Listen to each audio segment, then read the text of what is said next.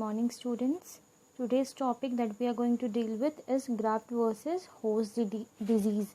So this graft is nothing but when you receive something in the body from external agent, that is the other or artificial that is substituted to your body is known as graft, and the host is the own body. Let's see the introduction. The immune system is the body's tool to fight infection and disease. It works by seeing harmful cells as foreign and attacking them. When you receive a donor's stem cell, the graft, their job is to create the donor's immune system in a body, and that is host. So something that is you are receiving from outside, that is from the donor, that is called graft, and when it is put in your body, or you can say installed in your body, that is called host, that is your own body. Now let's see the definition. Multisystem disorder due to immune reaction caused by transplanted cell from a non-identical donor, that is graft, that recognize recipient cell, the host, as foreign.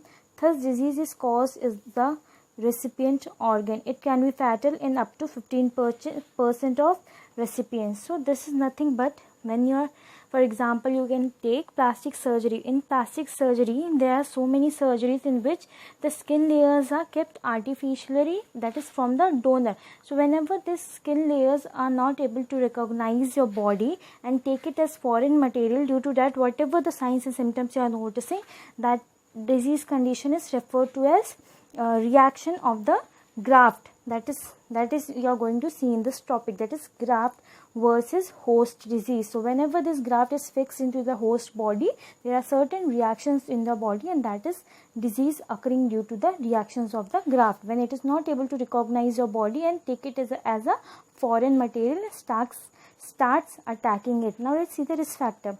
The risk factors are patient and donor age, that is whenever there is not appropriate age, that is there is most difference, like you can say the donor can be adult and the recipient can be old age, then vice versa.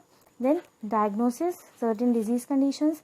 Then gender mismatch, there is mismatching of gender, maybe male or male can give them positively and female can give it positively.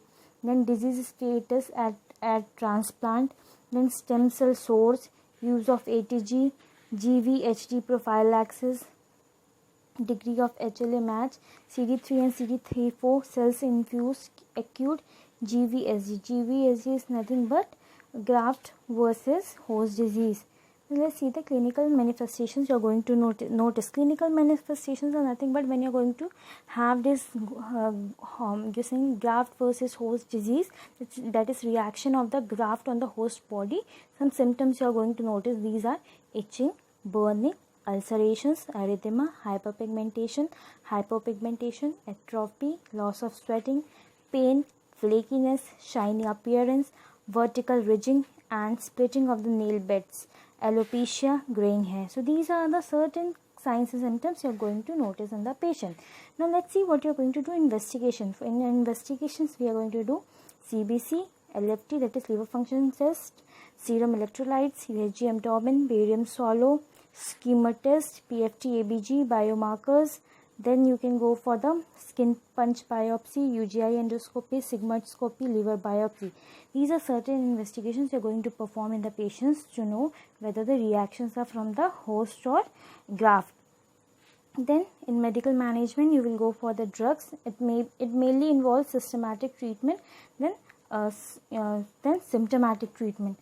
So drugs are topical steroids to reduce the inflammation, the antihistamines to avoid itching like pruritus. Then you can go for optimizing prophylactic agents. Then you will be giving certain drugs that is grade 2. You're giving first line treatment, that it comes on corticosteroids. Then you will go for topical steroids. Then we will go for the B second line treatment. In that you can consider the potential toxicity interaction with the other agent, expense, the familiarity of the physician with the agent, the prior experience of the physician. In that you will go for the normal watch over the patient, or you can say monitoring of the patient.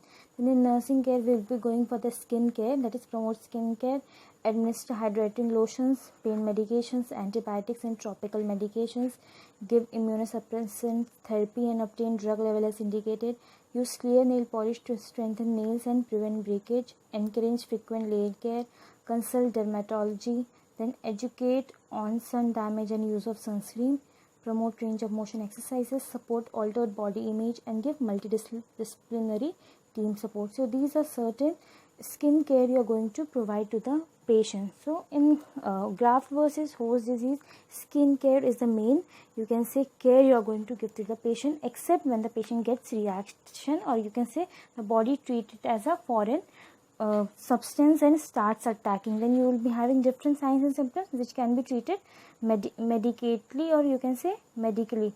This was the last topic of your 4th unit, that is altered immune responses. With this unit we are finishing the chapter. Thank you for listening.